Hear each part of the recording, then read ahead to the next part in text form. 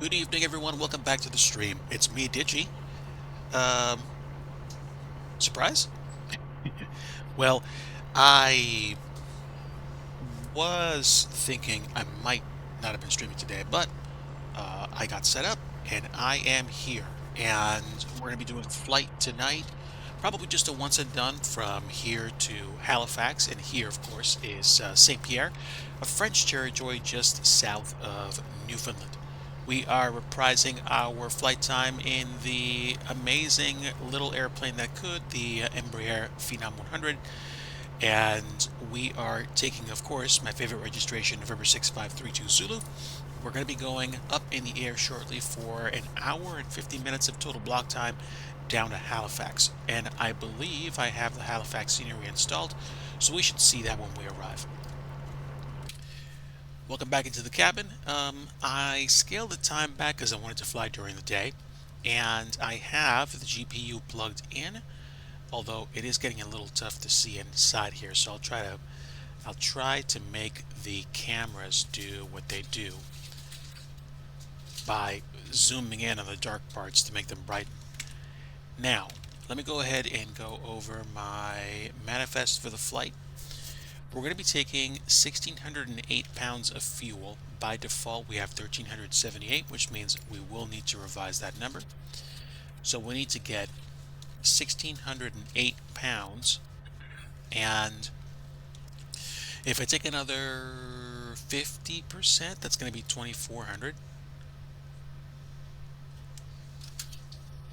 which should probably give me 15 or 30 minutes more flight time. But that seems like a bit too much. Let's get back to that. We are going to have a total payload of 690 pounds.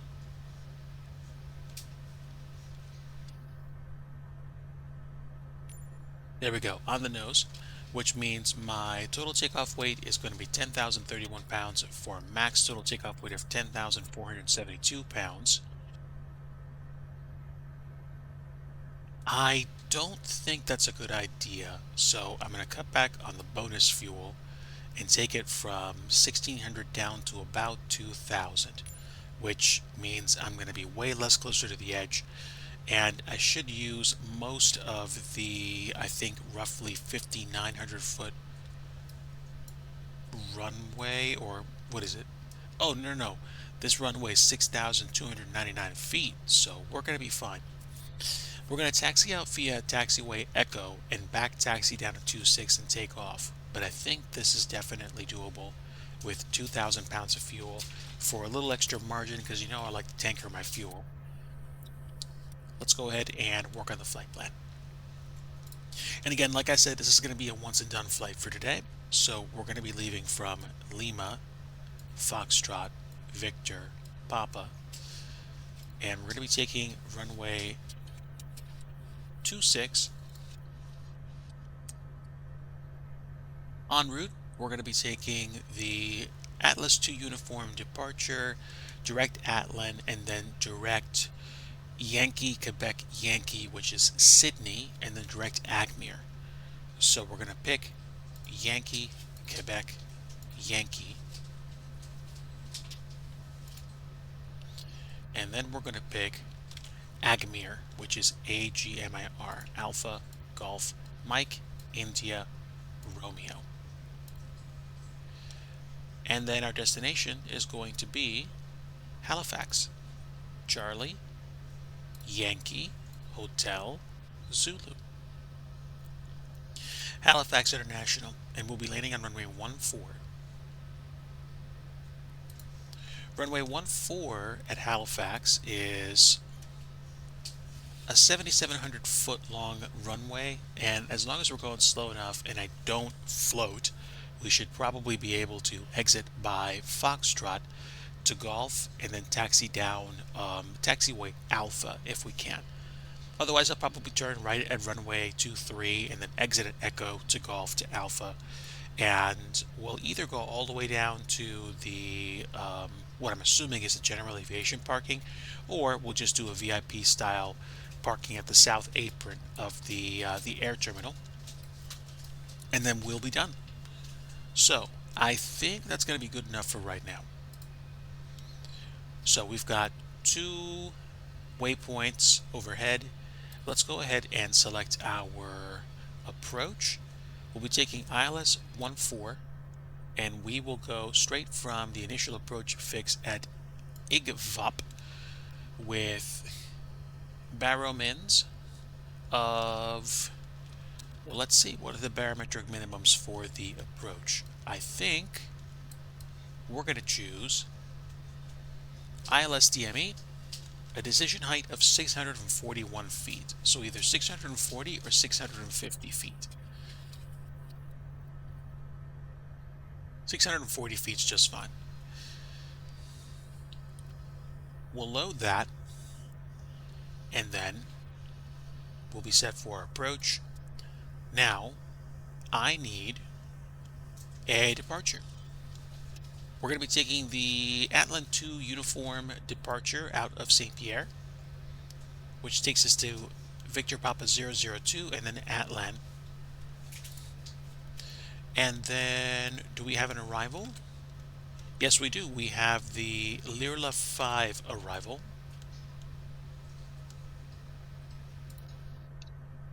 Let's choose it. And there we go. For runway 14.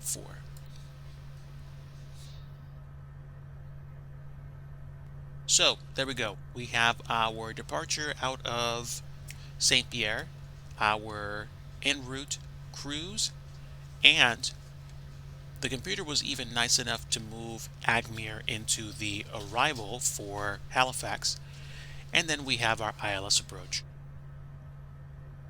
So we're going to be cruising at 40,000 feet. So I could, in theory, program the altitude restrictions into, not restrictions, the planned altitudes into, the airplane. We're looking at 127 nautical miles from Atlan to Sydney, so I think there's a good chance we're going to be able to do 40,000 feet with this bird at that altitude. So there we go. And then Agmir is going to be 19,286 feet. I'm actually kind of interested to see whether or not this airplane actually follows VNAV climb and descent like the old one did in FSX. But we'll leave that for the stream to figure out. All right. Now let's turn on the nav light and get the cockpit panel lighting up. And let's see, do we have passengers with us today? I believe we do. All right, so let's go ahead and get cracking here. We will take care of oxygen pressurization.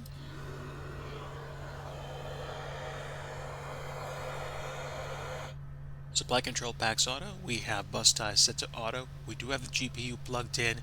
Gens and batteries are on. And we can turn on seatbelt signs. Turn on pumps to auto. ELT is armed. Hydraulic pump and ADS OA are auto. Window heats are on. And I don't think we're going to have appreciable issues with icing, at least not until we get close to Halifax. So, no need for these right now. I will turn my ignition switches to auto and start pressurizing and turning on bleeds. So, pressurization mode is auto, bleed is both. Let's go ahead and turn on our yaw damper, and also let me go ahead and fire up the virtual traffic through FSLTL. I'm not flying on VATSIM tonight, just taking it easy. We are in 2020, so we're going to use the FS 2020 injector.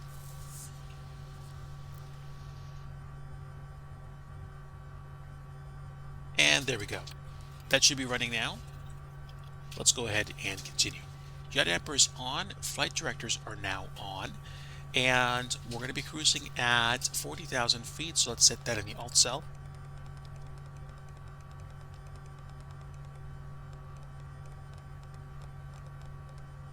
$40,000 is set, and the departure heading for today's run is going to be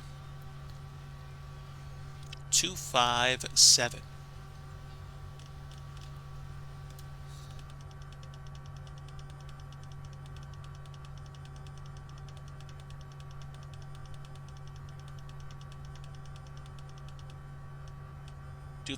set.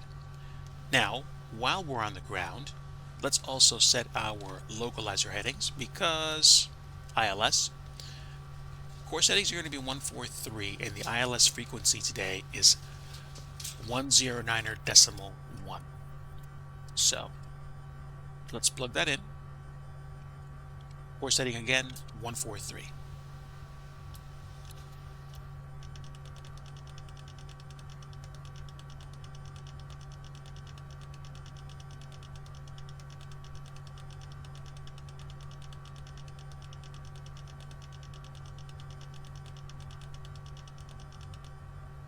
All right, that's the first one. Let's get the second one programmed. Core setting knob over here.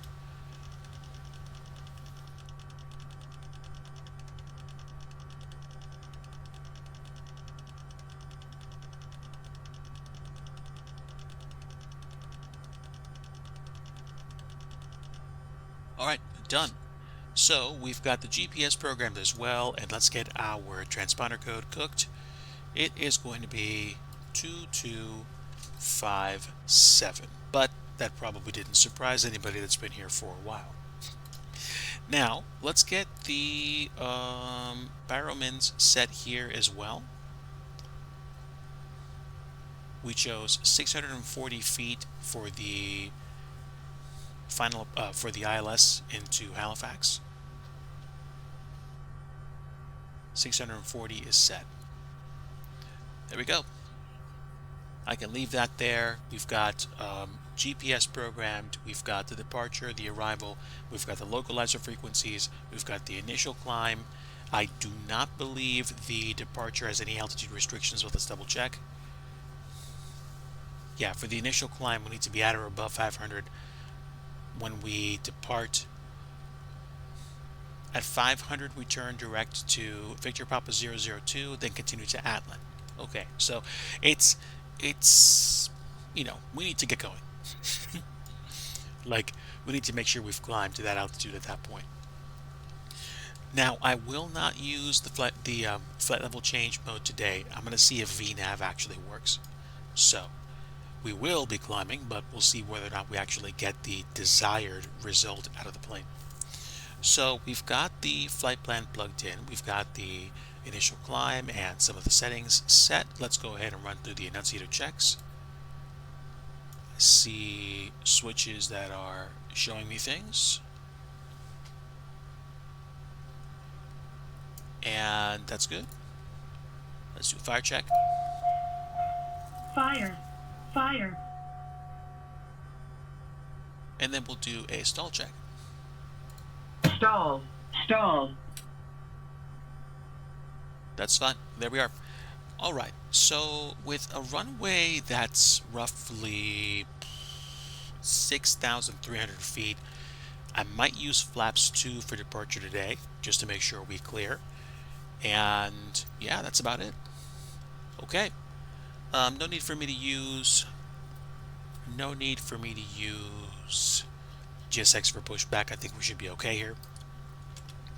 And let me just make sure that the volume won't be a problem, but I mean, we are inside the airplane, so I don't think it's going to be too loud. Let's go ahead and start this bird up. Okay, now, if I'm going to do that, I want to make sure the GPU is unplugged. So, parking brake is currently on, so we don't need shocks, and we don't need the GPU anymore. All right, let's go ahead and fire up the engines and get on out of here. Engine 2 coming up.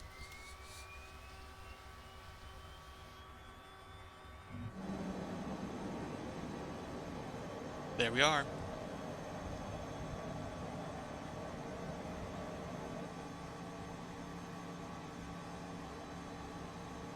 I want to see this kind of kick up a little bit.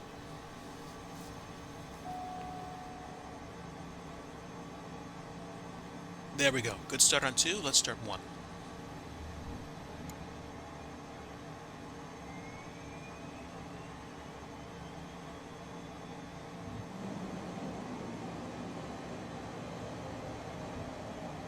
ITC needle's definitely moving on one.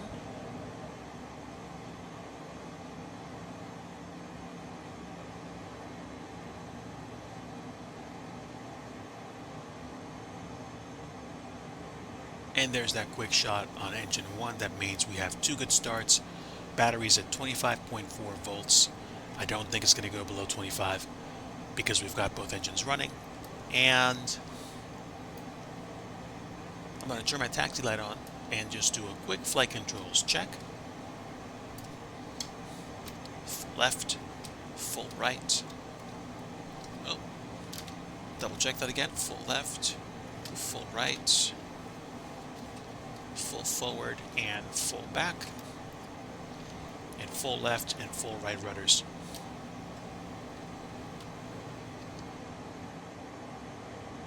Okay. That should do it for us. Okay, we are altitude reporting. We should be ready to go. And we do not have the GPU. Oh yeah, we're clear.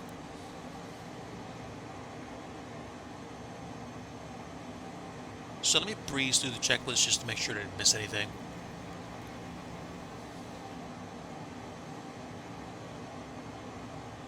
Yeah, we do not have fuel transfer pushed.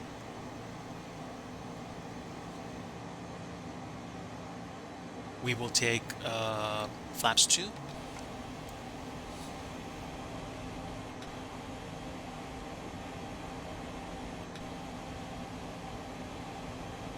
Fuel quantity is roughly 2,000 pounds, 2,056 pounds and dropping. And we have fuel flow stabilized across both engines. Battery voltage again, good.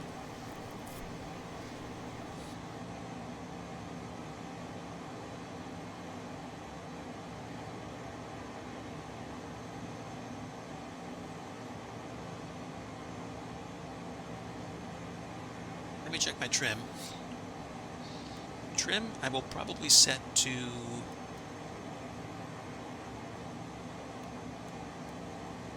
6 for departure. And I think that should be it.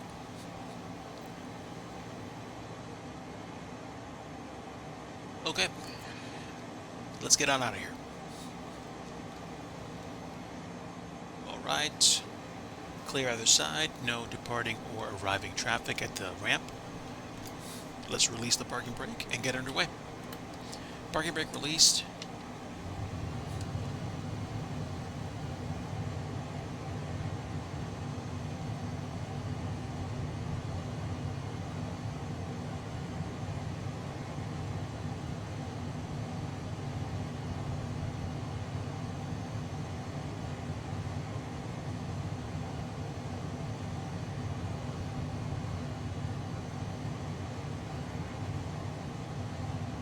There we have it.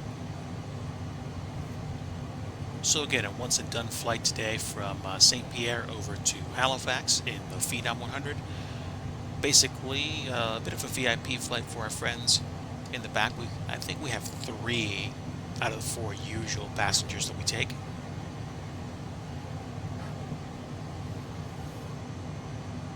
We're departing St. Pierre, a freeware airport courtesy of flightsim.to.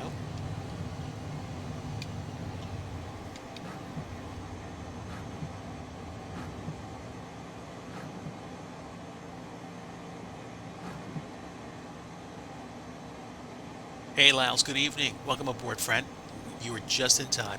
We are about to depart French territory back into Canadian Nova Scotia. We'll be flying a business jet today, and we are about to enter the runway, so I just wanted to do a quick ramp check before we get out of here. But good to see you. Welcome.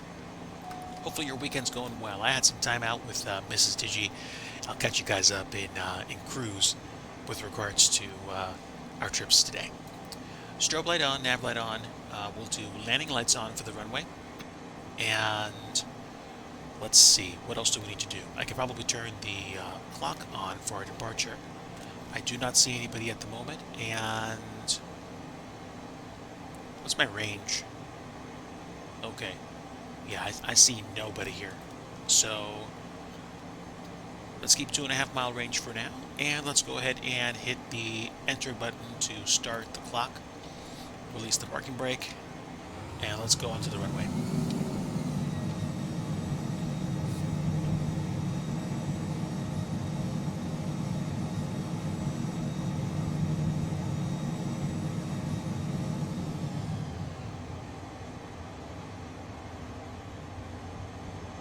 Yep.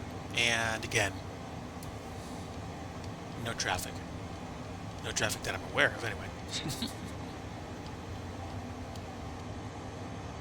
Certainly, of course, if this was a real-world flight, I'd be using ForeFlight or a whole bunch of stuff to make sure I knew what the traffic was around me. And I think the radar doesn't work as well or at all on the ground. So this is one of those planes where you have to exercise a little bit more due diligence to be aware of your surroundings. Of course, anybody that's been on this channel for any length of time will know my appreciation for planes like the Phenom 100. This plane was what I used to learn how to fly on VATSIM many years ago in FSX. Okay, here we go. Terminus for runway 26 is here. Let's slow it down, begin our turn, and then get out of here.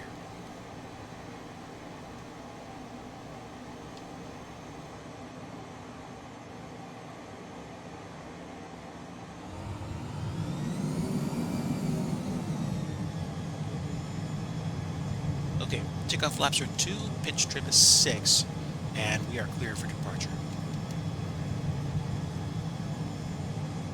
46.7% and 1 stable. Let's go max. Here we go. Airspeed's alive.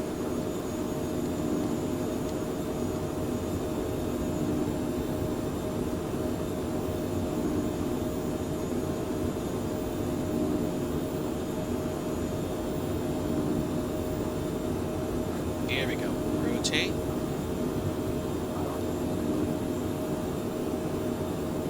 Beautiful. Positive rate. Gear up.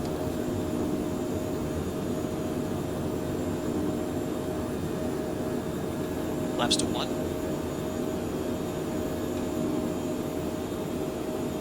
And autopilot is on. Nav and VNAV mode.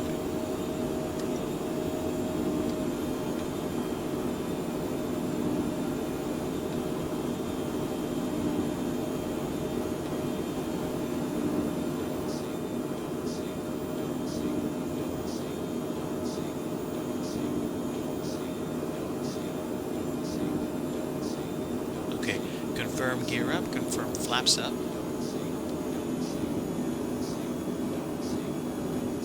Okay, so the VNAV isn't actually doing what I want it to do, but that's fine. I think I had to activate, flight level change first.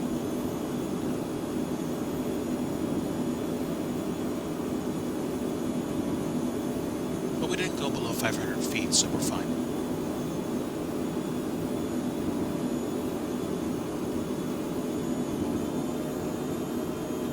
And we're going to climb at 170 knots.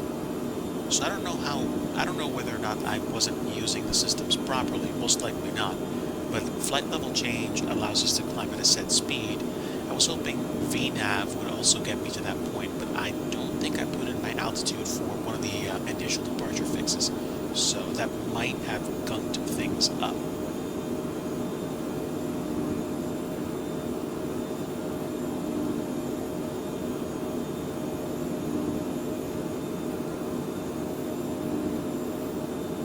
With that said, we are on our way.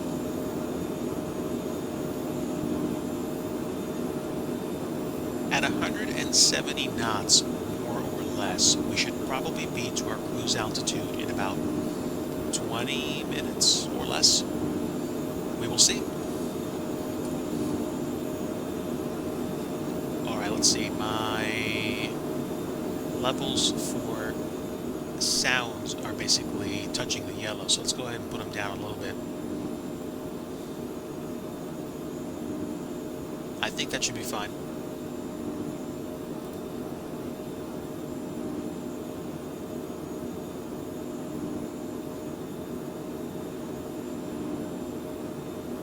Alright, see you later, St. Pierre.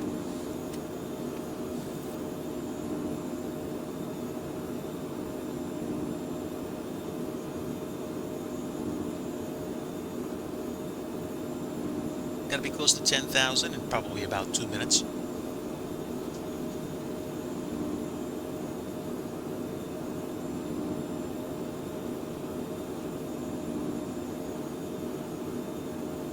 And let's zoom out, see if we have any traffic in the area. We do not appear to have any simulated traffic in the area. I'm using FSLTL, and I do believe it hits Flight Radar 24 for flight data, and it probably is offset by anything from 30 seconds to 5 minutes, but we'll take what we get.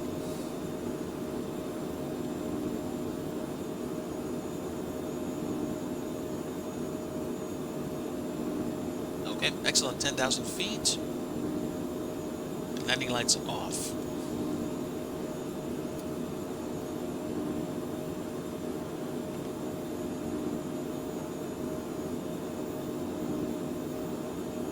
I suspect we're probably going to be in cruise for a good 45 minutes or so today. Probably at most, because the total flight time is going to be about an hour and a half, give or take 30 minutes for a ground loop.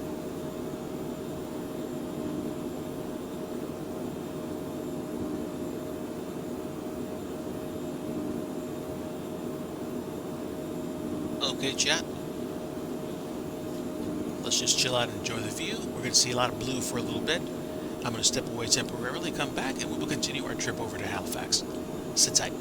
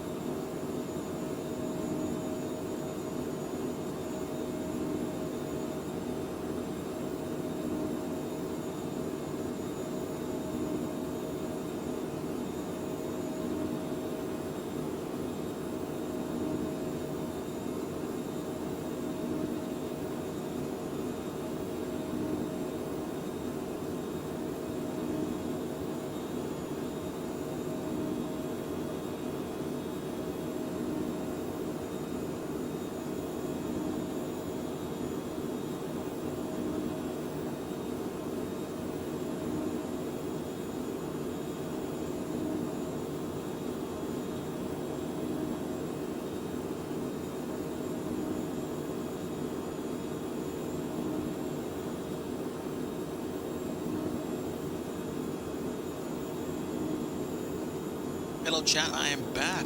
Let's see where we are.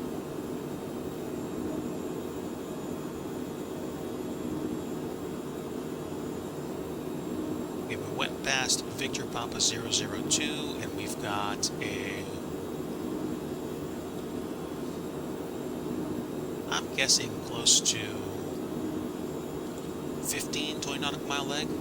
Okay, yeah, less than 50 nautical miles to Atlin, and we just crossed flight level 180 a little while ago, which means we're now standard pressure. Oh, also picked up somebody else flying in our general direction. Probably not that far out. We might be able to spot them visually.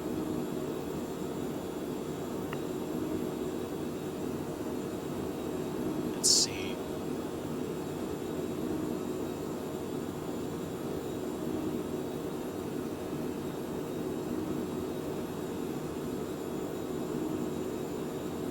Yeah, I don't see anybody.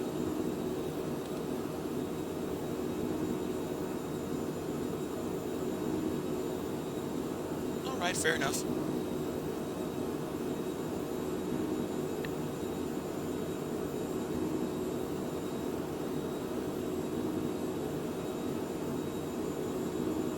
They're probably going to be going significantly faster than we are during our climb phase. The Phenom 100, I don't think cruises very fast. I think max cruise on this is supposed to be, I don't know, probably not 400 knots over the ground. But that's what we usually do. And that's usually due to like a tailwind.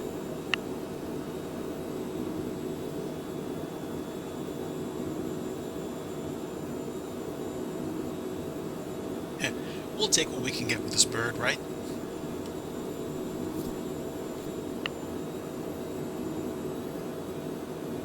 Okay, so let me double check my levels here. We should be good. I'll take a little bit of the edge off the volume and then we'll catch you guys up.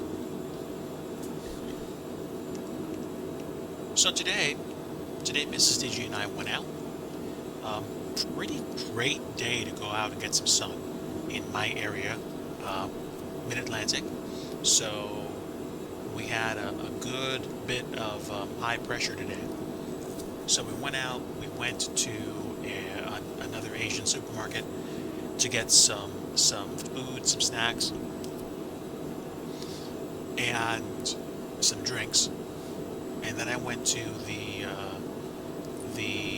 micro center and I picked up a NVMe drive, which I'm probably either going to install in the sim rig that I'm using right now to house or to rehouse P3D, or I'm going to eventually buy a NVMe hat for my Pi 4, which, to be honest with you, I think it gets my interest a little bit more than adding another drive to my computer.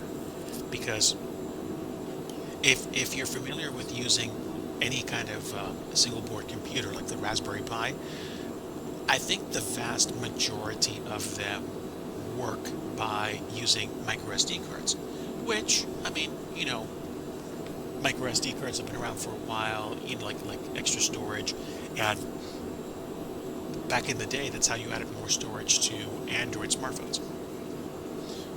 But at the same time,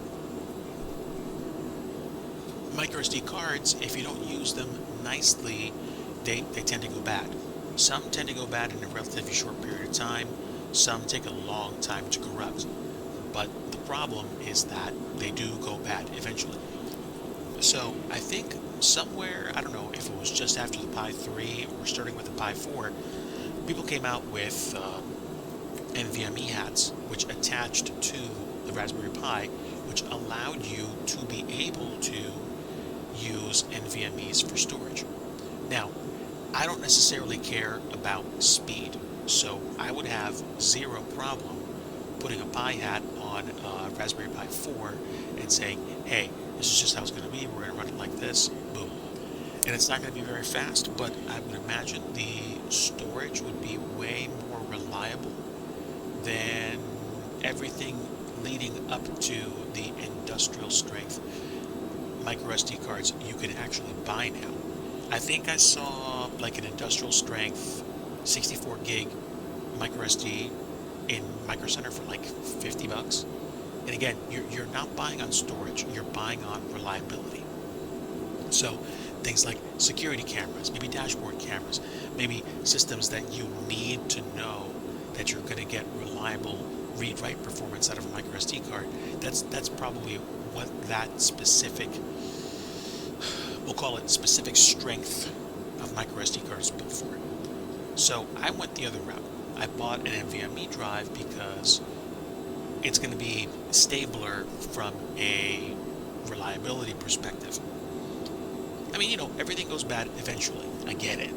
But at the same time, oddly enough, NVMe drives are actually a little bit more affordable than SSD drives, which makes absolutely no sense to me right now, but it's okay. I'm not going to get into the weeds on the availability or the affordability of PC components these days.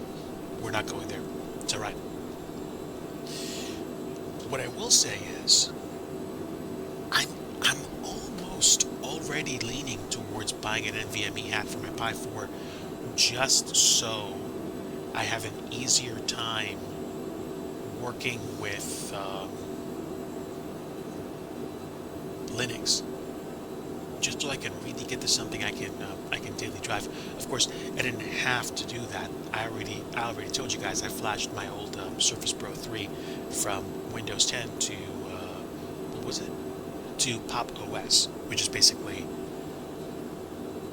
a developer-friendly Linux distribution. And I'm going to tell you right now that distribution is working out very nicely for me. Is it absolutely perfect? No, but I've gotten used to some of its quirks, and it's let me really enjoy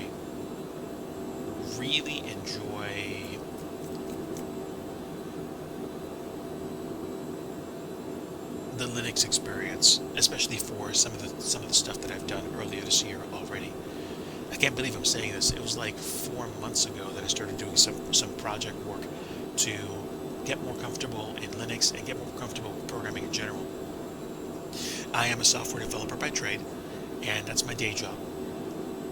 I try to do stuff with software dev, in my quiet time, sometimes to learn new things.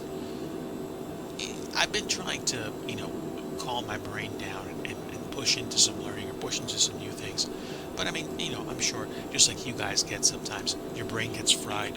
You don't know how to get it in gear to do what you need to do. So I've been leaning into some additional helps to help me. One of which was, of course, creating a Linux distribution on my Surface Pro tablet, which turned out to be a really good idea. And the second, of course, is getting the appropriate programming environments and doing things and motivating myself by seeing the results of projects that I do. Yeah, I've been learning from personal experience. You get motivation by doing things. You don't do things because you get motivation. So I've been trying to push from the other side and just get better. Does it take time? Of course it does. But I'm also grateful for the opportunity. I'm planning on picking up a few more things soon. I'm ordering a kind of brand B or brand C stream deck. I'm not going with an Elgato. There's more than a few alternates that are out there, enough for me to spend 50 some odd bucks as opposed to spending like 250 some odd bucks on name brand stuff, especially with people giving reviews that I pay attention to. So I'm hoping to place that order and get that piece of equipment soon, not just for streaming, not just for pushing buttons and making stuff happen in my stream, but also for benefiting me when I'm flying a certain aircraft, or maybe even when I'm programming or doing other things, so that I can experiment with that stuff as well. Because learning that stuff, learning those ideas or those approaches, that might be the next step in my tinkering journey, if you will. I will say that I will say that the my desire is to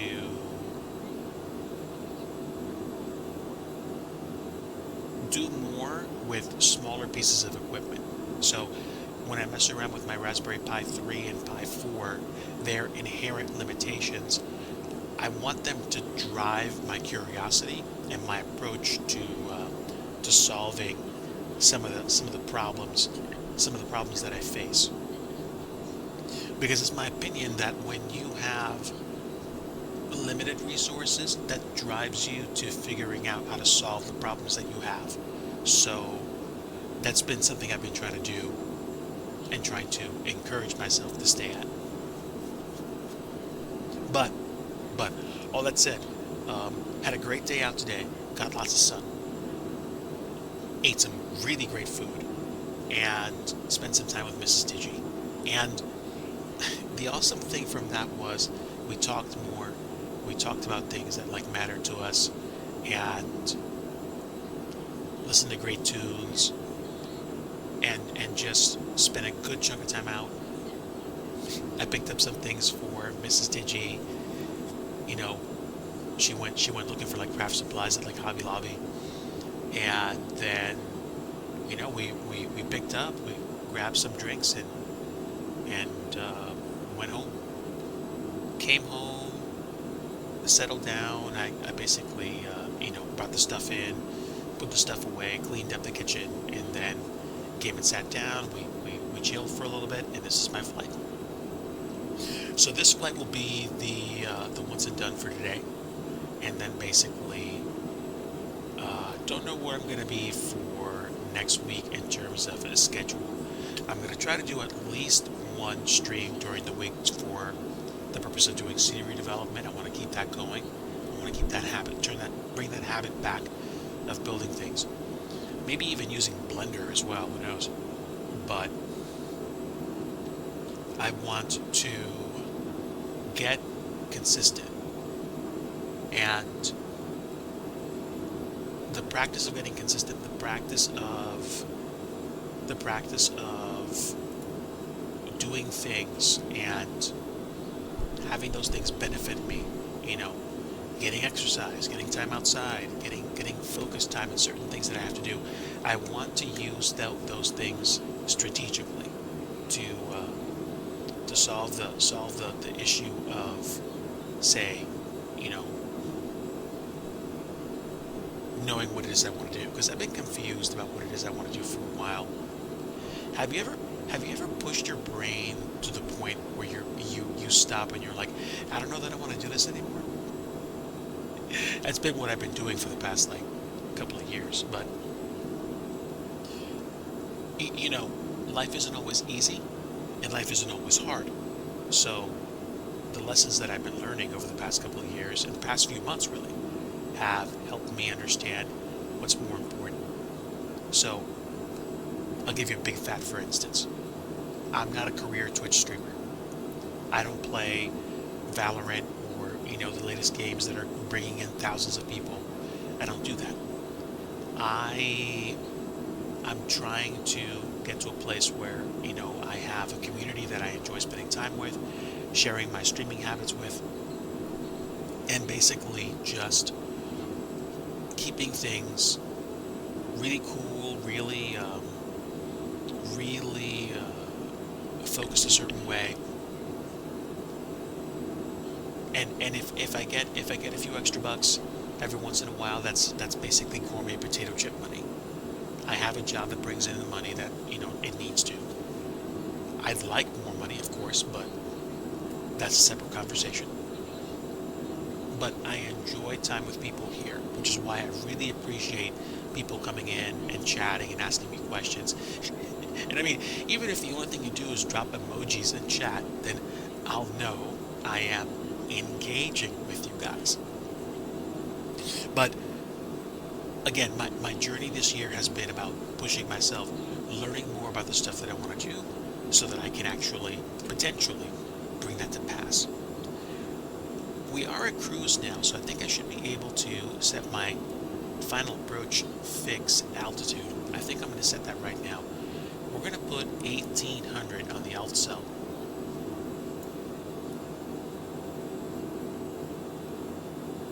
And that should kick in once we actually start descending. But we should not begin descending immediately. There we go, we're not. So that's good. So once we hit top of descent point somewhere, we will begin our descent. Top of descent is just after Sydney. There we go. So we're good. We've got roughly 75 nautical miles. Let's see, how far? Yeah, there we go.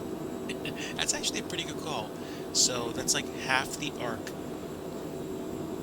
Yeah, so a little bit less than 75 nautical miles. 73 at this point, but the optics are pretty good. I kind of guessed that was like 25 from 50.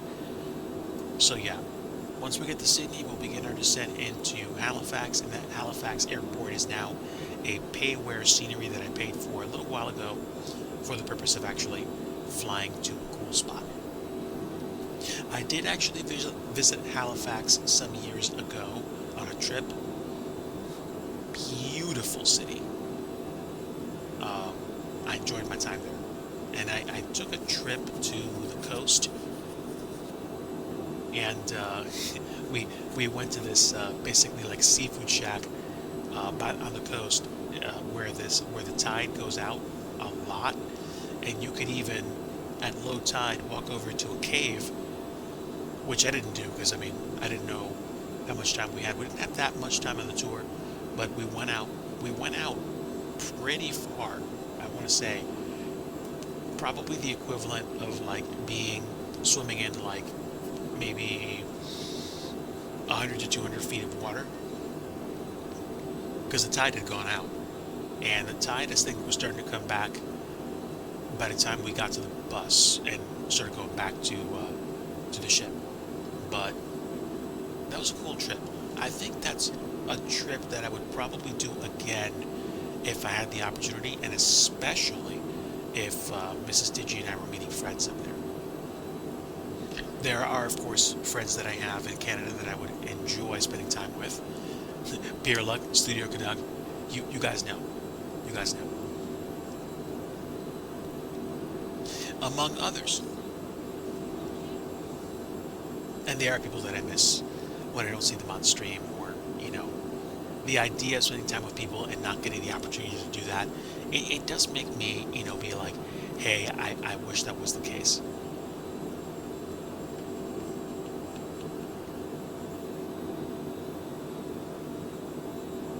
Okay, I am flirting with the stripe.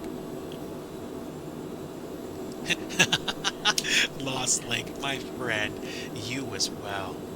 Most definitely you as well. Oh man, if I had the means, I would be taking a tour and visiting friends across the country and across the border. But hello, welcome in. Hope you had a very good Saturday. I did. Got to take Mrs. Digi out. Went to Asian supermarket and to Micro Center. Pushed her around in a wheelchair. We both got some fresh air in, and like some of my friends like to say, we touched grass. And yeah, today was wonderful. It really was wonderful, to the extent that we actually got to get out and do some things we don't normally do. We ate some really good food, and we got some snacks. Some Asian and Korean snacks, and just enjoyed them. It inspired me to want to like relearn Korean again. What kind of food? Things, for example, like turtle chips, shoyu tonkatsu ramen. We got battered pork loin, or either pork loin or pork shoulder. I'm gonna say battered pork shoulder, and some kind of like beef. that they make, almost like a Korean meatball, but I'm probably gonna taste that tomorrow. And I had Mongolian beef today for lunch. Oh man, my stomach was happy. That and I basically dual wielded coffee on the way home because we were getting tired by the time I think 5:30 rolled around, like 6 o'clock. So we hit up a coffee shop, national chain. I think you know where we went, and I got hot coffee, and Mrs. Digi got like a almost like a salted caramel latte, which tasted more coffee than she liked. It was a frappuccino.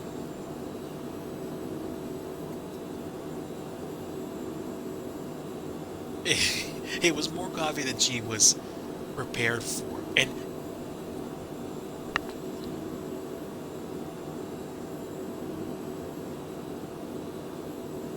it was a little bit of coffee to turn into a lot of bit of coffee.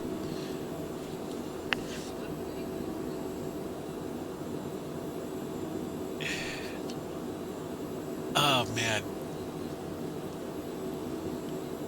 but it was a great trip, and I mean, like, I drank the hot coffee on the way home, and then when I got home, I had the rest of the cold coffee. So basically, I had the coffee that I didn't drink in the morning and early afternoon, like back to back. So I think I'm like, I finished running off of adrenaline, and then I just transitioned easily into my caffeine run. Oh yeah, but yeah, yeah. Oh, almost forgot. We got those cups, those plastic cups that come with like the sculpted ice, like when you get the sometimes when, like, you go out for drinks and they give you this perfect sphere of ice and they pour something into it so it doesn't melt as fast. So we got that, and we got like mango iced tea, and I think a few other things as well. She got like orange jelly drink. What would you like me to get you? Okay. What's that? So many choices? Let me actually get up and use my legs for a little bit. I'm gonna go raid the galley real fast while we are preparing to approach Sydney, Yankee, Quebec, Yankee, in Nova Scotia.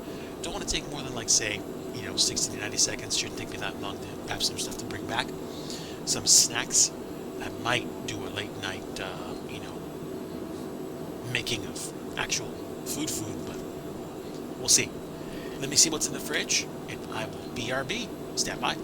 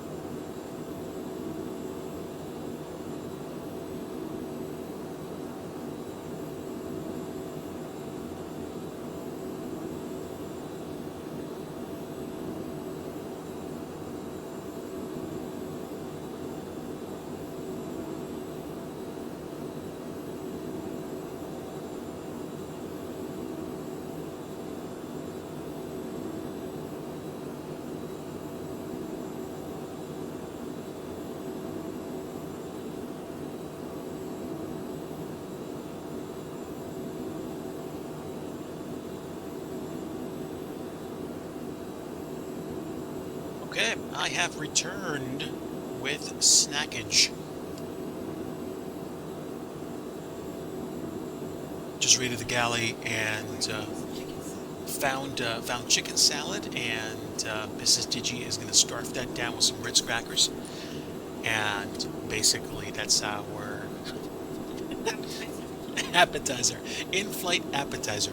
After the stream, I'll go probably make her something from the fridge, because if you ever have the opportunity to go to Wegmans to go shopping for stuff, or any kind of, like, restaurant chain in your area that like has boutique stuff,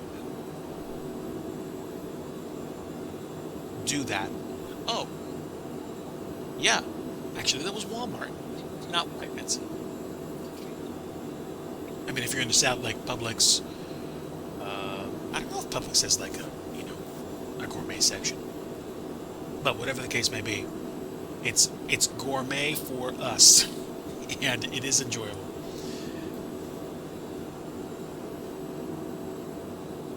Okay, we are about to pass over Sydney, and how close is that to top of drop?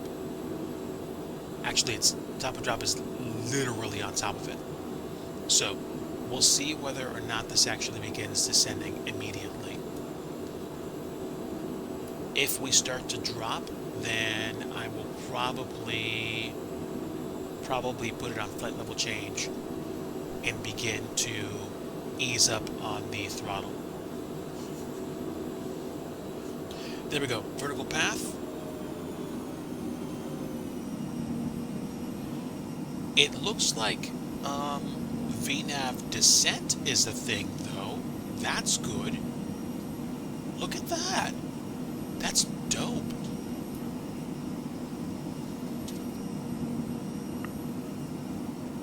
Back in the plane with the mic on. Hooray! Kev, so good to see you, my friend. I lurked for like a few minutes of the one stream you were doing. I think you did a couple streams, and I'm not sure if you did an F&O or something recent, but thank you. Thank you for stopping in tonight. Thanks for being a part of tonight's stream. We are literally on approach to Halifax. We took off from St. Pierre literally about 40 minutes ago. And we're just doing a quick run from St. Pierre in French territory, just south of Newfoundland, Canada, down to Halifax in Nova Scotia. We are, of course, flying the wonderful little Embraer Phenom 100. I'm enjoying corporate life. Phenomenal. Or in service to Sesame Street, phenomenon. Do do do do do. I know, it's not the same, but it works for me. So, yeah, we're actually using VNAV descent in this aircraft. I was previously using flight level change. A Stone Cold classic, that. Yes. Yeah, dude, Kev, I actually got out. I sucked in some fresh air, got some sun on my face and skin. Went to go eat some yummy Asian food. Hit up my mothership, aka Micro Center. Bought an NVMe drive, and like I told Chat earlier, I'm potentially going to be using the NVMe drive actually with my Raspberry Pi, and buying an NVMe hat for my Pi 4 to do some cool Linux stuff with it. Now, of course, the alternative is I crack open my computer, I install it in my motherboard because I have a second NVMe slot, and I'm able to, do the things and reinstall Flight Sim like P3D. I'm tempted to do that. It is possible that I will do that because I liked flying P3D, but at the same time, let's be realistic. P3D was like peak Flight Sim between 2016 to 2013 to 2020. And then basically everybody jumped ship and went to MSFS. Hey, congratulations, Kev. Nice. Yeah, I mean, I was gonna buy an SSD because I figured, oh, SSDs are not as fast as NVMe. I should be able to get more storage for cheap. Nope. when when I went to the store, both I and the salesperson were like, "Yeah, they're behaving weirdly in terms of price." I'm like, "Yes, I was expecting to buy an SSD drive and get more storage for cheap. I didn't. I picked up a 500 gig NVMe drive because I don't need anything bigger than a terabyte, and I didn't want to spend about 160 plus bucks on a drive just to get a terabyte of storage, since I was basically going to be using it to just reinstall SIM. But I mean, like, I can and did enjoy flying P3D for a long time, and P3D, easily discernible seasons changing in the sim, blah blah blah, and airports.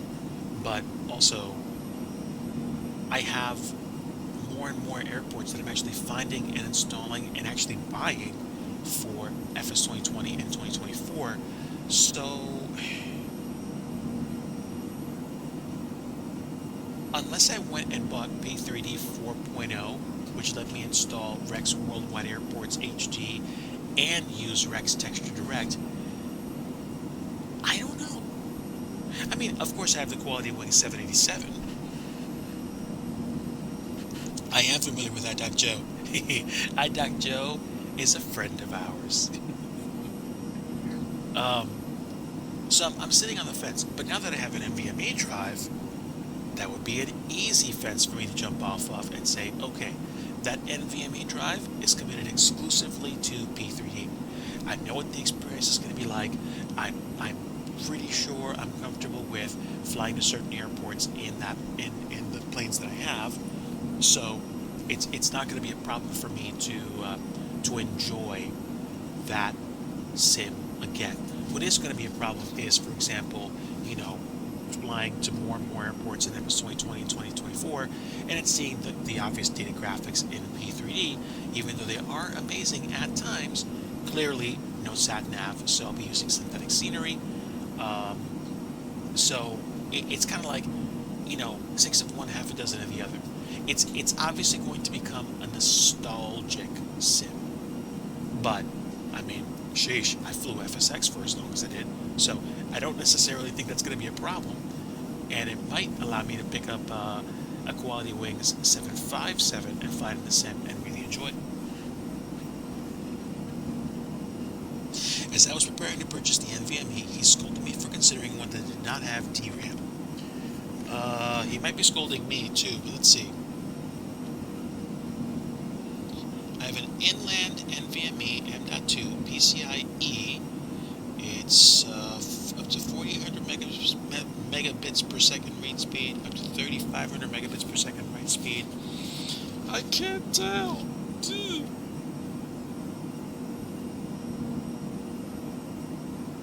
It's probably got some kind of memory or caching because it's a Gen 4.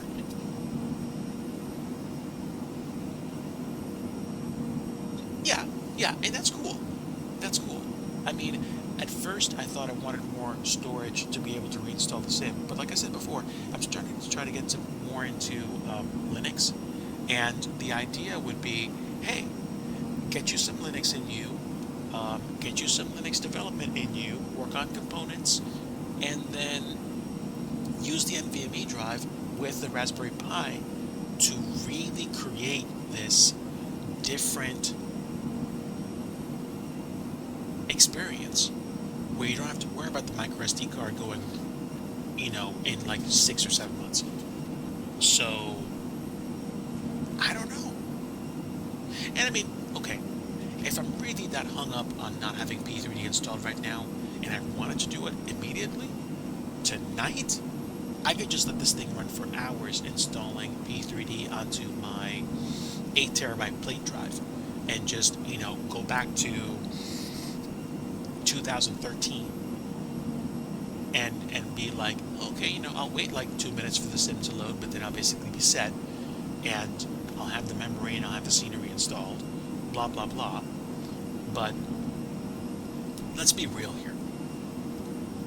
I've got a bunch of planes and airports and generally, nicer on the eyeballs flying experience in FS 2024, FS 2020, and X-Plane 12 as opposed to P3D. P3D is excellent for me to have a higher fidelity experience with certain aircraft, like the ones that I've picked up. The Field Air Embraer E-Jets and the Quality Wing 787. But that's it.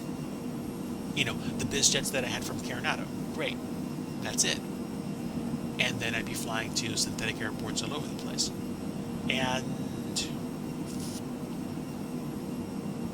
I don't know. I don't know if I can actually start flying P3D again anymore. And maybe that's just how it's going to be. P3D was a great experience that I enjoyed for literally what? 1, 2, 3, 4, going on 4 to 5 years at this point. Great. And I enjoyed FSX for like twice as long. That's okay. It's not sunk cost. I spent money on the experience and I enjoyed it. There you go. So, I mean, to be continued on that at least. But I get the feeling I might actually be looking at using that NVMe drive more for the Raspberry Pi than to fly another sim. I definitely got my money's worth.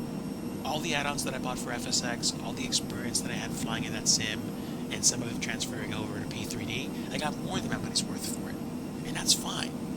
It's okay. I'm not sad. We've got newer and newer sims.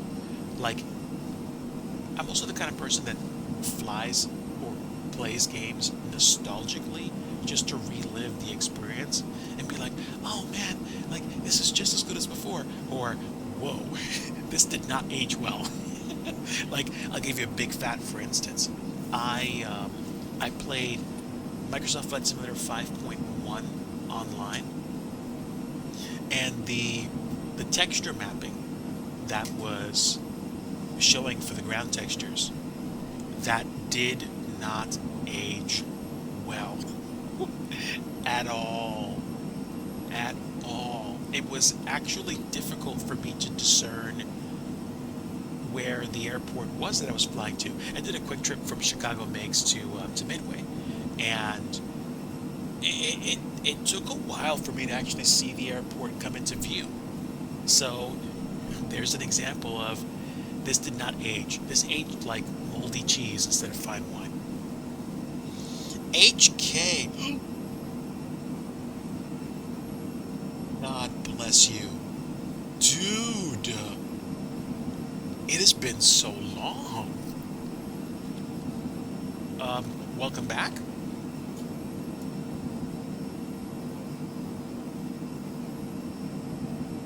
Let me take a look at what you just sent me. Nice. Nice, nice, nice.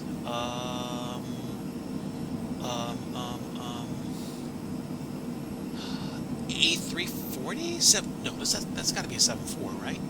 That's a great screenshot. Hope you're well, my friend. Been a while. Welcome back.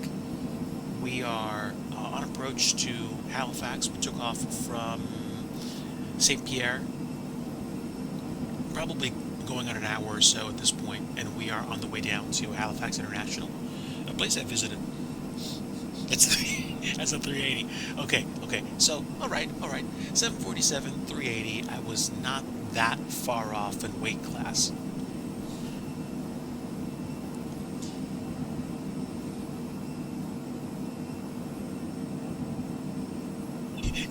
You have insulted the plane, sir. Digi, go stand in the corner.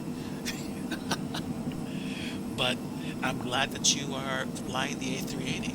The A380 is an aircraft that I have not given a fair shake. I might actually do a flight or two off stream, just to get my hand on flying the plane and enjoying the systems. I'm not the kind of person that does anything approaching a long haul anymore, or I was doing long hauls at accelerated time a couple of months ago doing a world tour. I should get back to it because I left my plane at Santos Dumont, and I should probably go fly to like Chile and then back up South America. There is a flight plan. There is a flight plan. A loosely followed flight plan, but still, to get up from like South America to the Caribbean to the U.S. and like zigzag to the West Coast, back up to like Boston, up to Canada, and then go west to Vancouver. Easier to fly than the 7.4 and more stable. I would be willing to agree with you on that. I think an Airbus experience for a plane that big is probably going to be a lot more controllable. Um, and I mean, it is younger than the 7.4. There was one stream or one time I actually hand flew a 747, like totally because the X-plane model didn't have a working autopilot. I wasn't on that sim, but it was just like a quick flight. I think it was a quick flight from Philly to Toronto or something like that. I did wind up getting another model with an actual working autopilot, but yeah, yeah, 380 might be the next thing I do.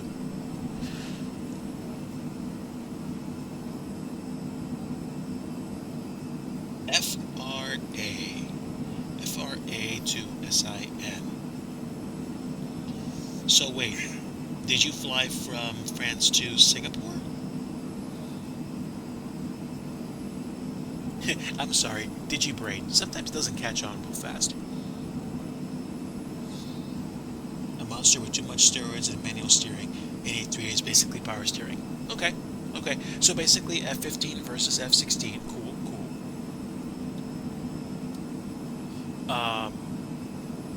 Yeah. I mean, maybe I should like watch a documentary about that plane again. Frankfurt to Singapore. Yes. Okay, there we go. There we go. That makes sense now. That makes sense. Ah, man. It's good to see you back. I was talking earlier about stuff like how, you know, Mrs. Digi and I went out today. We had some really cool conversations just thinking about life and how, I mean, I'm away from my family and I miss them. And one day, the both of us dream about taking care of our parents when we get the chance to, bring them back to us because, they're still around, and I'm grateful for that. I'm very grateful for that. I sometimes don't call them nearly as much as I should, and that's my fault. But it's a separate conversation with the focus of just saying I want to enjoy time with my family and friends.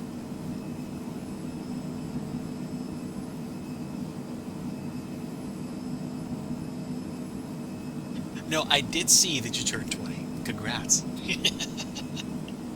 No, I do not hate birthdays with a passion. Happy birthday to you, my friend. Wish HK happy birthday already. Happy birthday. There we go. That's what my mods are there for, to keep me in line.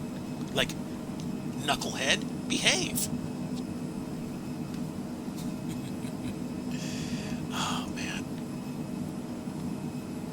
Congrats on your 20th birthday. I am years old. I'm younger than old, but I'm older than young. And if you pay attention to enough of the cues, as it were, you'll probably be able to guess more or less how old I am. I will never, of course, acknowledge my age on stream, and you're welcome to attempt a guess, but you're probably not going to get a response out of me to the same. With that said, um, I am not 20. So I wish you a great entry into your 21st year of life.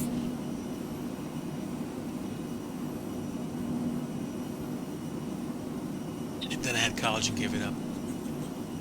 Man, HK and I were regulars on Studio Canucks streams back in the depths, not the depths, back in the thick of Rona, between like 2020 to like say 2022, when we were all home and Canuck was just like lighting it up with like flights and stuff like that.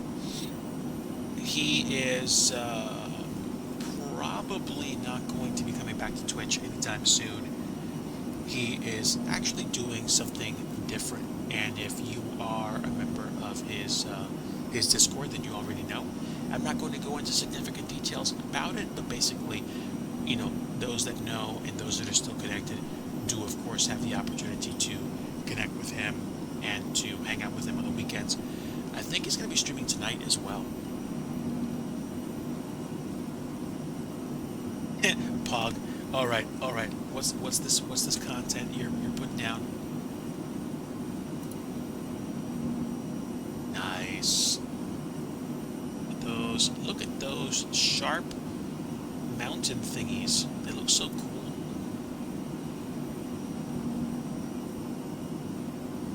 But again, everybody, thank you so much for tuning in tonight. Really appreciate having you guys along. This is a once and done for me from St. Pierre to Halifax tonight, and I'm flying the Phenom 100. We're in Flight Sim 2020, Microsoft Flight Simulator, the release that was released in August of 2020. I do have FS 2024 as well. I haven't been flying it nearly enough because I just enjoyed using 2020 so much, and I can use DX11 here and not tax my graphics card as much. So it's definitely easier on my computer in terms of performance drain, and I can enjoy more aircraft and potentially more airports as well. But we should probably be arriving into Halifax in another, I'd say, 25 minutes or so. Probably 25 minutes or so.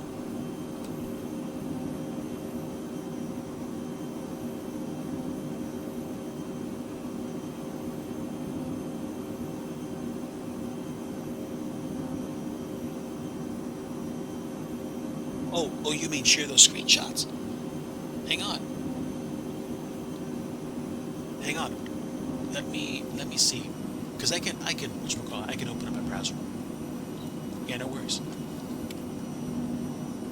In case anybody's watching and is wondering, we do have chat ongoing. Where's my browser capture? Where's my browser capture? Capture. My brain is not working. It is. Just not as quickly as I'd like it to. So I need to pick the appropriate window to display my content real quick.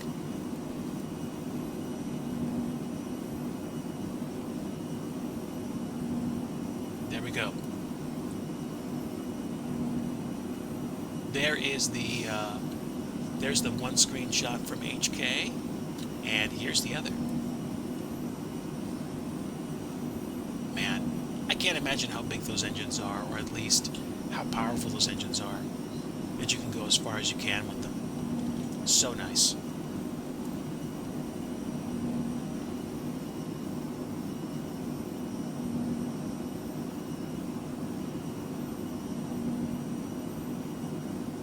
Alright, how far away are we? We're coming up on 13,000 feet. Just crossed it, and we're inbound Lirla, and I think we've got maybe another 15 to 20 minutes before we actually touch down in Halifax. So, we're definitely local pressure, so let me go ahead and adjust that. And yeah, ILS is tuned, core settings should be set. We'll switch over to ILS once we get on the approach, return in.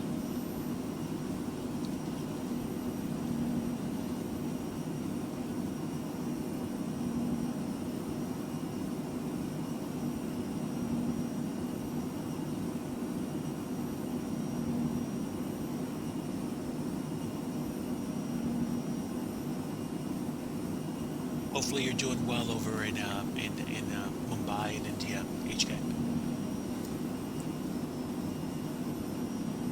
Okay, we've got a lot of overcast or a lot of mostly cloudy where we're going, so let's double check weather. Weather at Halifax Stanfield International. We've got winds 130, 12 knots gusting 20, so it could be a little spicy. Visibility quarter statute. And fog. Where are the clouds? Last time I checked that was like 3,500 and 5,000. Let me double check. Hang on. I gotta see my METAR.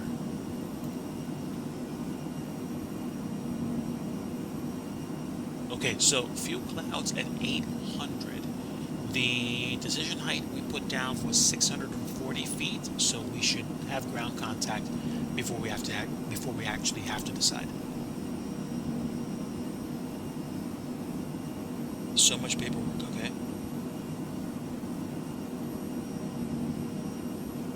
It's getting warm. It is getting warm, but we're kind of like in between shirt sizes right now because we're coming out of the cold times, and the warm weather is coming in. But it usually takes a few months for it to finish warming up to like summer weather. So usually between late summer and early July is when the heat really kicks on. As late as like early June, you can have some days where like the highs don't get past 60 or 70, and I think that's like somewhere around 20 to like 22 degrees centigrade.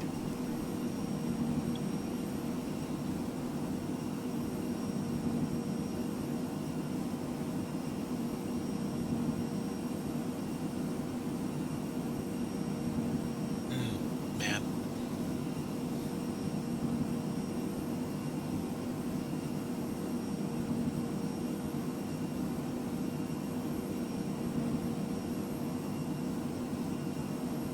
man.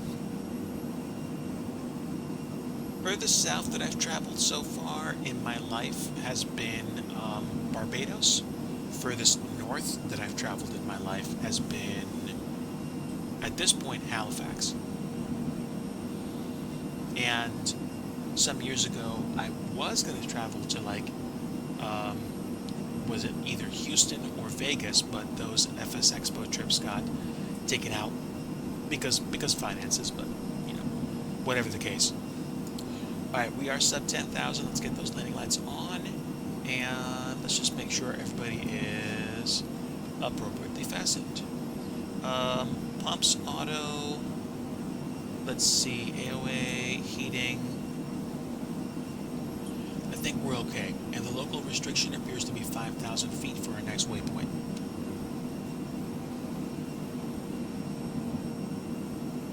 Whoa, 102. That is caliente. Muy caliente.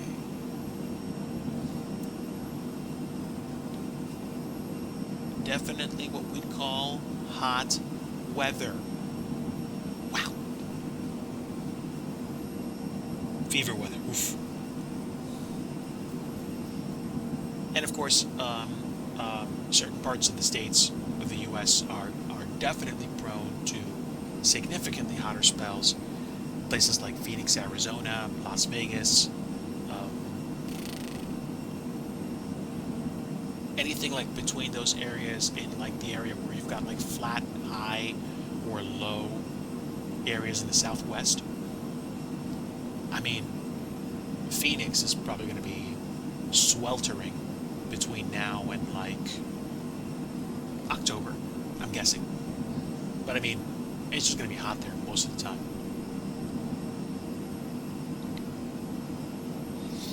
Yeah, we're gonna get a cold snap again. What made me chuckle a few nights ago was, you know, weather forecast said freeze warning in effect for tomorrow. I'm like, as we started to settle into warmer weather.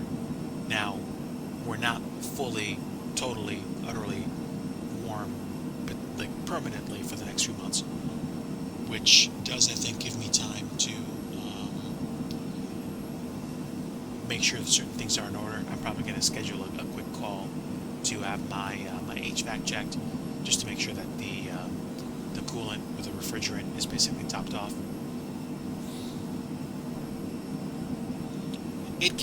It certainly can reach 94, 95 Fahrenheit in my area, even hotter some months. A couple, like about, there were a few really, really dry summers that I can record or remember. One of them was like about 10 some odd years ago. I mean, it got like so hot that I was basically just mowing weeds. And a couple of years ago, it got hot and dry from September through literally November. It kind of got scary because we were really, really dry. We were like a hop, skip, and a jump away from starting to be told to restrict water usage. But by that point, it started to rain, and we started to catch up really quick. So I'm grateful that the Lord saw it fit to restore some precipitation to us, because I'm not. I mean, that could have been, that might have been like a massively weird and potentially scary situation. Yeah, that is correct, my friend. Mid-Atlantic, sir, north of you.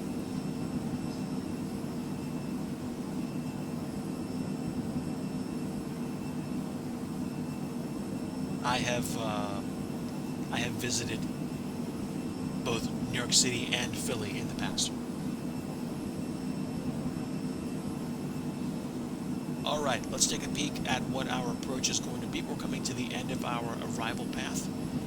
Igvop is basically the turn-in, and I don't know whether or not Mansec actually is a part of the flight plan. Let's double check. Okay, Mansec for some reason is a part of the flight plan, but I don't know why. I honestly don't know why. It's like an empty extension, or just kind of like bloop. Is it the oh, okay, that's why, because it's a missed approach waypoint. If I have to go around, it's where I'm going. Of course, this is Flight Sim, and I am a career Flight Sim pilot, which means no, it doesn't matter how backwards things are going, we're gonna crater it. Okay, 5,000.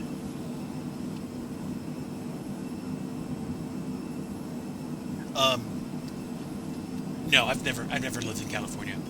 Um, and the chances of me moving out there are basically zero at this point. But once upon a time, man, the thought crossed my mind to visit.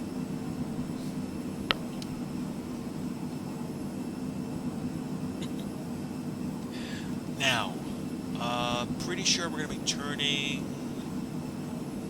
from Igvop to Imano. Let's check the approach again. Yeah, T-Tar and then Imano.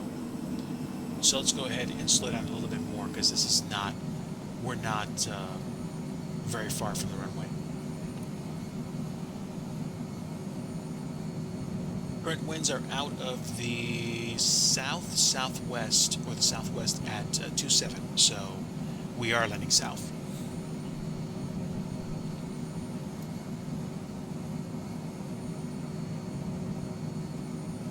All right, quick peek at the plane before we turn.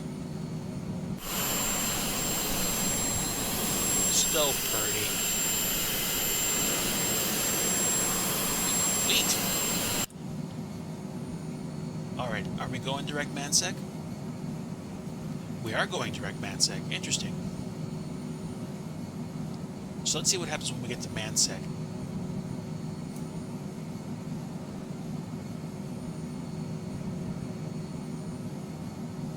Okay, we might actually just have 3 minutes, maybe a little bit less, but you should see the arrival when you come back with T.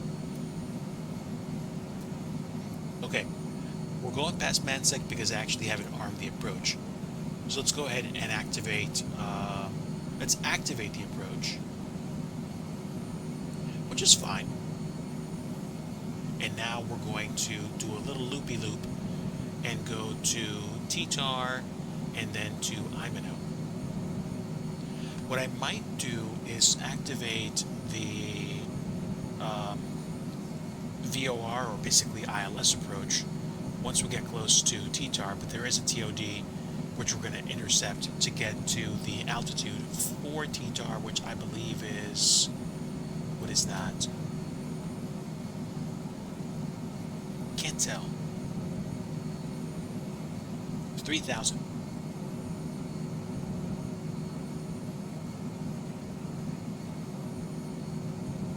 Thank you, thank you. I do like me some tea. So, top of descent is actually going to happen for me, and then we'll kind of like do a tactical descent down to T-tar and line up with the ILS. But yeah, this is kind of like, a break for HK to make the T. And after we do that, we've got another, I think, like 10 nautical miles for the ILS. So I think he's got just enough time to come back. And we're at 4,000 right now. So we should be good for our lineup for 1-4. Also, I do not see traffic inbound 1-4, so we should be fine.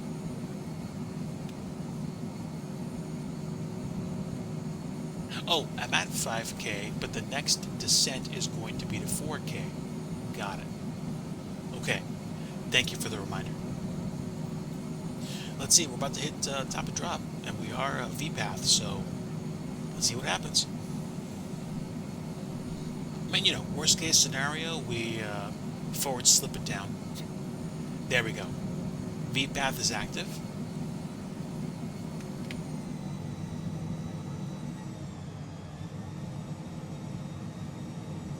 Okay, we're about to go into the soup.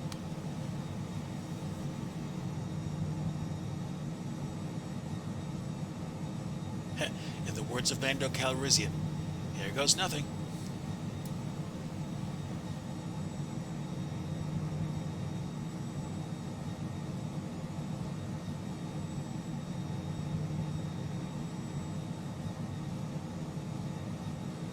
Yeah, we're not going that fast right now anyway, so we should be fine.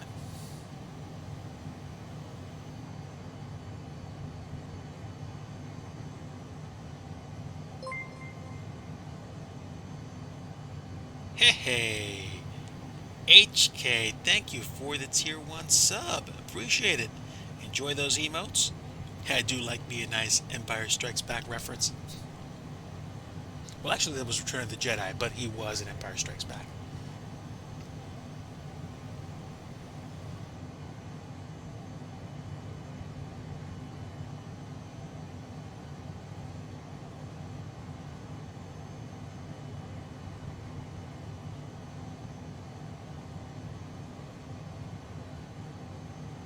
Okay, coming up on 3,000, and now we are turning direct to T-tar. Actually, no, excuse me.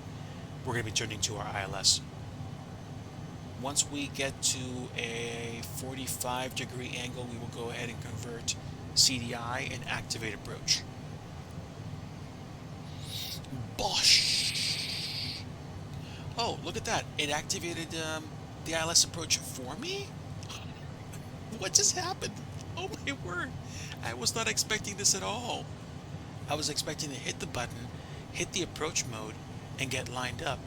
The plane just did it for me. Dope.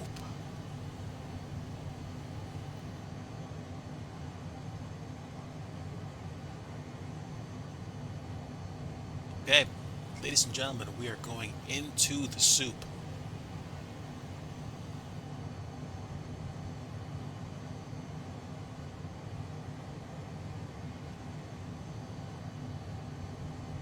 All right. The point would be to go slow enough to actually turn off before we cross the other runway. So, drop in the gear.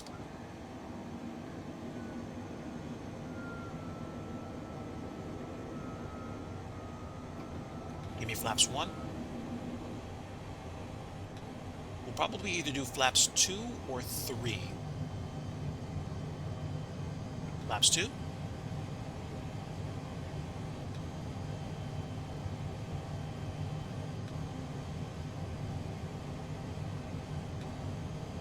Localizer and glide slope coming in.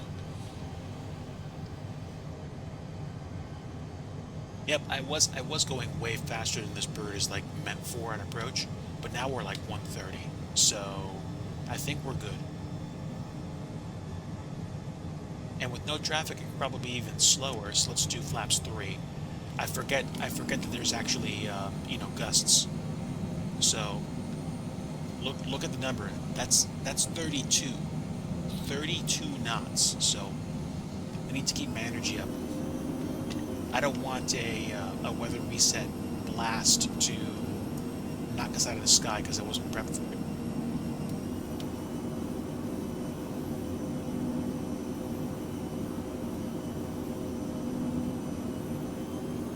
We got a pretty good angle of attack right now.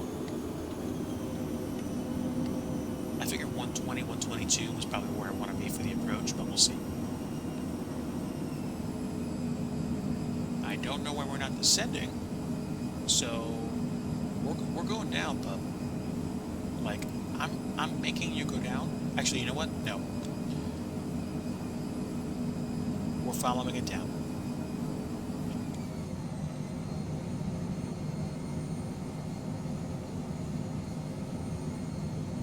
Don't know why we lost V path. I don't know if it had anything to do with my airspeed or if it had something to do with the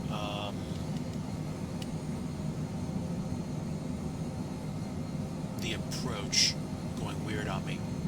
It's okay. It's probably something that I did wrong. I didn't press approach because it switched over. But let me try it again.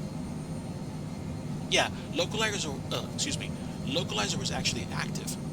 Oh no, wait, hold on. It was going back up. So this is probably still salvageable.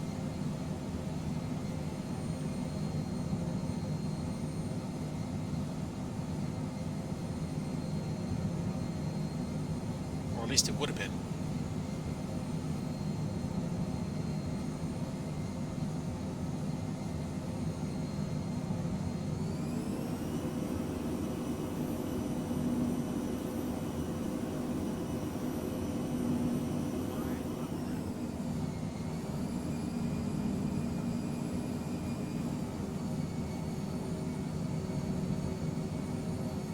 Alright.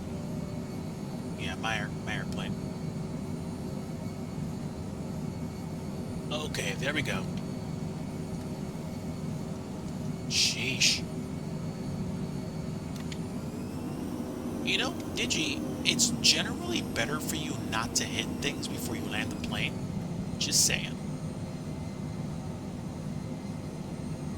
We were ridiculously low.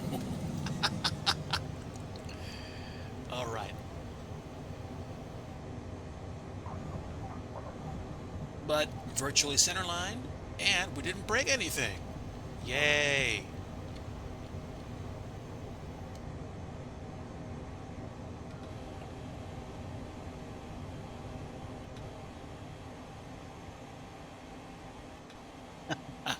Well, let's see. Um, welcome down. We got to Halifax, and yes, it was highly foggy, and yes, it was highly unsafe, but flight sim pilot, so we made it. If Sogan were here, he probably wouldn't be giving me grief about the floating. He would be saying I would be doing inspections of the Mouser equipment.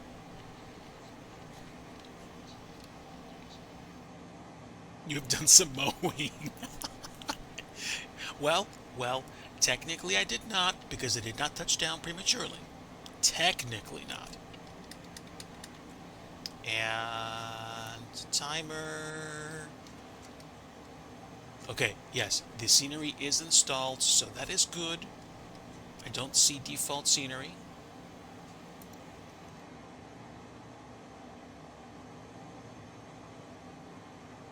Let's see. Timer, about an hour and 20 minutes. There we go. Wow, is it foggy? We'll just file that one under, yeah, not something you'd do in real life. Wow. It was definitely an experience. And yes, I was right. The wind gusts were basically about to throw my plane to the ground.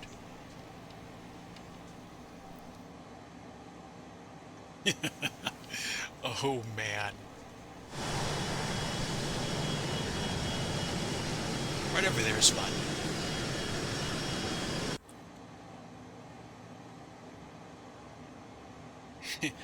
What's that phrase? Better to be on the ground wishing you were in the sky than in the sky wishing you were on the ground. Ooh. Well, that was an action-packed episode, wasn't it?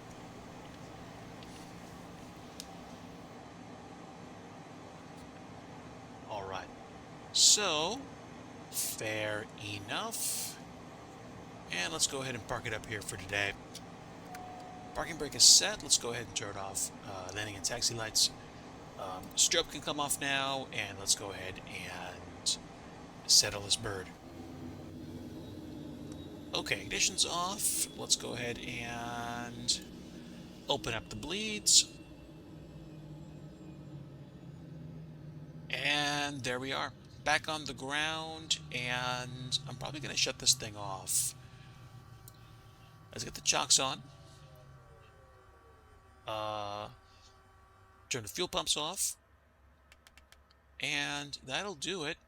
Turn off the ELT. Thankfully didn't have to use it. And flight director and yaw damper can come off. Yaw damper should have probably come off before we actually touched down, but pilot issue. And I think all the lights are turned off on top. Nav can come off as well. That's fine. Panel lighting. Turn that stuff off. We're good. And what else? Not much else. Let's see. Generators can come off, and now we can turn off the battery power as well. So, there you have it, chat. Let's settle this thing in, put the covers on, and get the control lock set, and that's it. This bird is parked. Let's take a look at those screenies that our friend put in chat. Stand by. What do we have? Ooh, some more screenshots. Oh, right, Doha. Mm-hmm. All right, let's share those quick. Here we go. Good stuff. Man. Thank you, friend. Okay, so we're on the ground, and I think we actually have some traffic over here. I can't tell, so I'm going to go ahead and suspend disbelief a little bit so I can see what this airport looks like. Bloop. Okay, did somebody land? Looks like they did. In Air Canada. I think that's in A320? I think so. I do like the red leaf livery so much. Welcome to Stanfield International at Halifax. I also have the scenery in P3D. Nice looking airport. Let's see. Let's have some fun with this. Basically, here's what happened. Let me go a bit faster.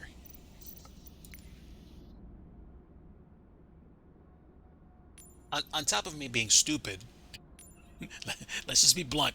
On top of me being stupid, this is basically what happened.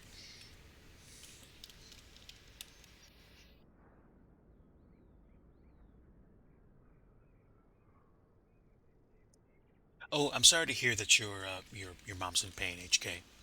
May the Lord bless you both. So here's what happened. We were probably fine on glide slope till about maybe like 2 or 3 miles out. And then what happened was I waited for the the approach to bring me back up on glide slope, but I couldn't. I was going like about 120 knots. So basically, I buzzed the road about here because I was literally grazing the tops of the ILS antennas and then came down about here. So yeah, I would say for perspective, I was about I was about like this high, something like this high before I put the power on and climbed back up a bit. See, that's what you call a really shallow approach, right? Ah, man. Good things, though. Good things. Does this airport have an actual interior? It does. Would you look at that? Interior and everything. Look at that. Buzzing through. Meow. Okay, so not an interior absolutely everywhere, but in some spots. I like that it didn't actually model absolutely everything, but it looks pretty good. Just saying. I like this. I am getting inspired.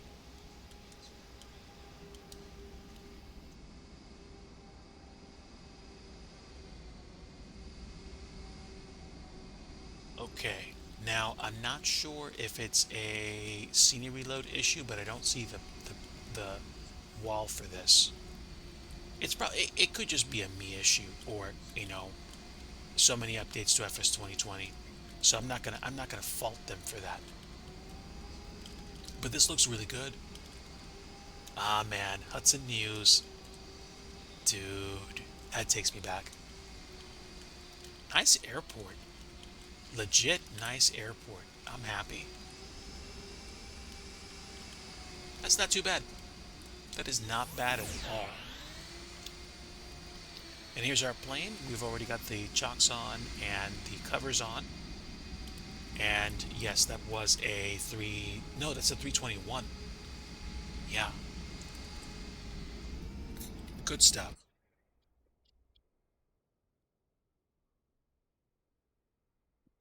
I mean, like, okay, so I'm going to take you at your word. I think you're right, Kev.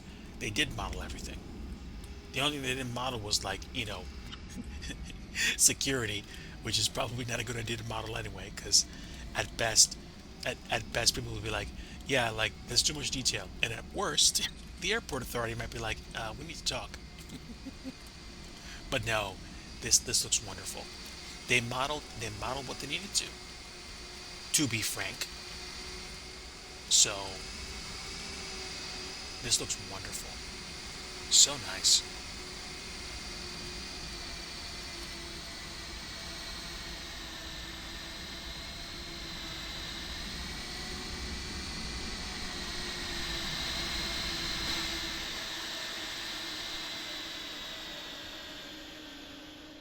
Look at that. The jetways even go out to the plane.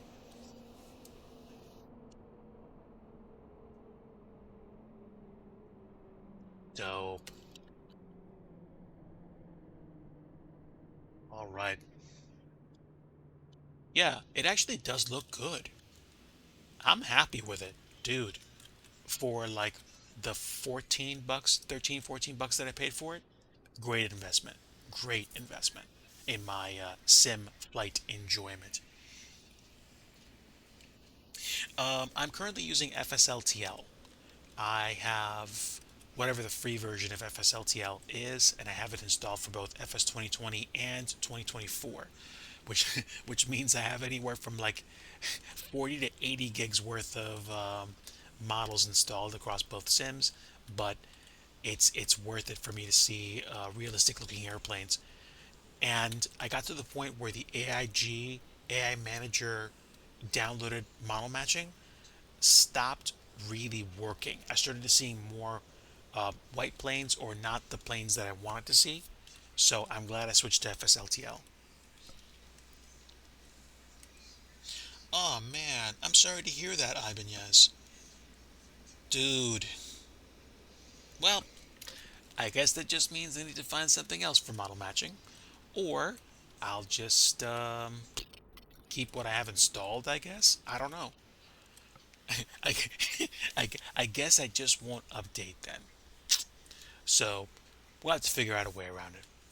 I mean, it's not going to totally and utterly break my experience if I don't have like model match traffic for single player flights.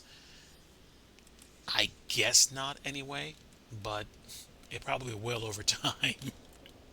So, eh, with that said, I guess what that probably means is that it'll stop updating, and then it'll either slowly break over time, or it'll just stop working with FS 2020 and 2024 overall, and we'll have to find something to replace it.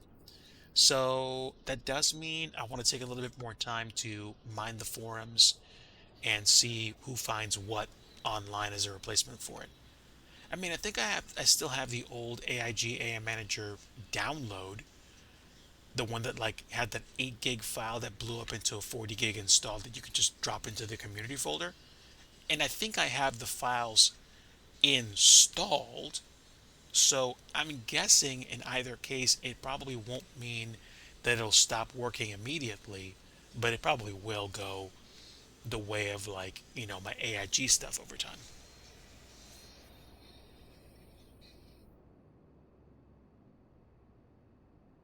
No more live traffic. I see what you mean. So I won't have it for live traffic, but I'll still have it for model matching. So that means that I won't have traffic show up, and I'll just be able to fall back to the live traffic that gets injected into the sim through the default system. I was using the traffic injector in this to get traffic to show up. Okay, okay. Thanks for pointing that out. Yep, there we go. There we go. So the model matching, of course, will probably still work spades for VATSIM, but I'll need to go back to the default traffic generator to get any kind of model matching to appear when I'm flying solo. Okay, that is definitely good info to have, so I don't freak out when like FSLTL stops working for like live traffic. Thank you, Joe. Really appreciate that. Really appreciate that. AIG stopped in 2024. Yes, yes. I mean, it. I don't think it's working well at all. Oh, wait a minute. AIG in 2024. Yeah, that makes sense because I tried it there and it really wasn't working well. I think I had to use the traffic injector in 2024 because the models weren't loading for some reason. Ooh, ooh, I'm definitely saving that as a bookmark. Thank you so much, my friend. And this is why you're a VIP. Okay, model matching. Just flight, IVAO, FSLTL. Yeah, I'm saving that as a bookmark. That'll be future research. Okay.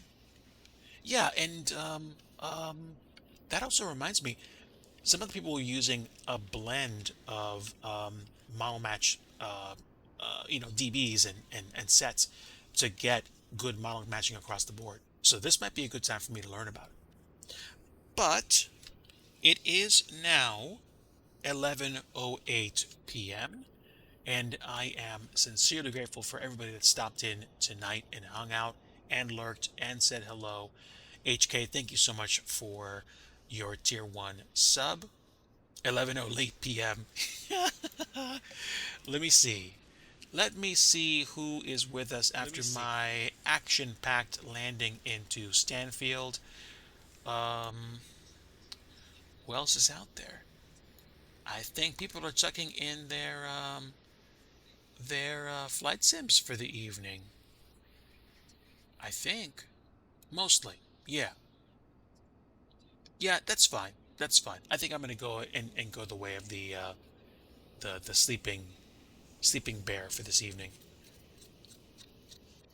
Okay. HK, my friend, thank you so much for stopping in tonight. Folks, really appreciate all of you coming in today and enjoying some time with me on stream. Stay tuned to the Discord for future updates with regards to stream times. Again, I'm going to try at least once next week to do a quiet dev stream, and we will see what's going to happen with regards to streaming for next weekend.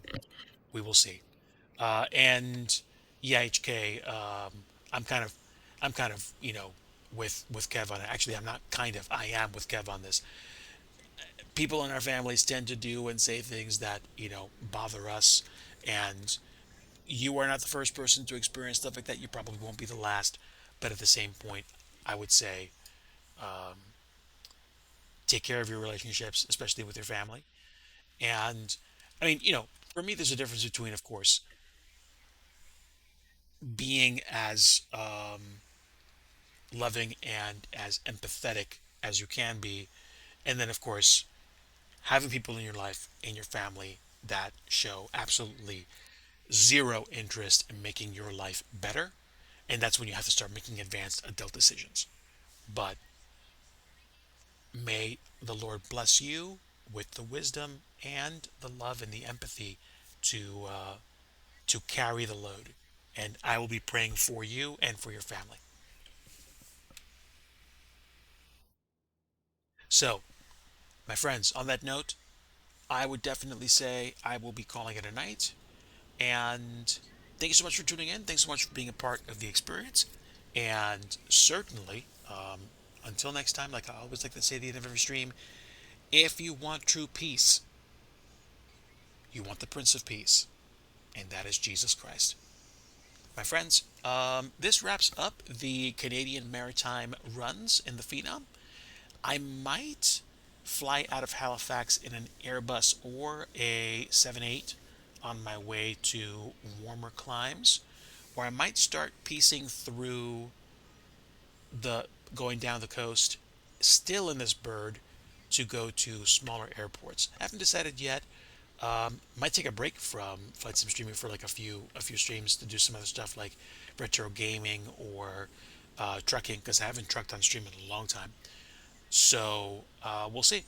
But again, stay tuned to the Discord, and we will catch you guys in the future, Lord willing. HK, love your soul, buddy. Kev, Joe, thanks to everybody that dropped in.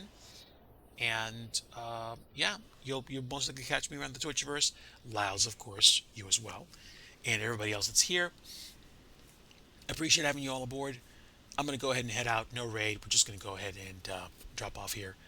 Have a great rest of your Saturday night, and if I catch you around the Twitchverse on Sunday afternoon, I will definitely not be streaming tomorrow. We'll see what happens with evening streams tonight and into this week. So, take care, my friends. Much love to all of you. God bless you, and take care. We'll see ya. Bye.